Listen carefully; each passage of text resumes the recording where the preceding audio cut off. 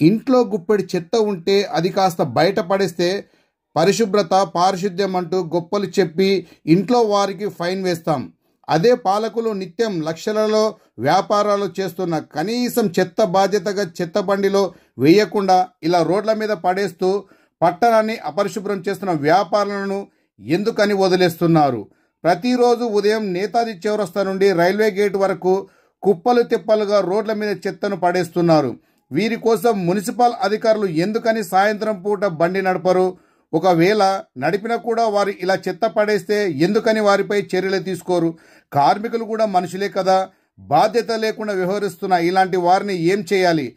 పట్టణం అంటే కనీస బాధ్యత కూడా లేకుండా వ్యవహరిస్తున్న ఈ వార్డులు ఏవో తెలుసా? సాక్షాత్ మున్సిపల్ చైర్పర్సన్ అలాగే మున్సిపల్ వైస్ చైర్పర్సన్లో వార్డులు కూడా మరి వీళ్ళు ఏం చర్యలు తీసుకుంటారని చూడాలి.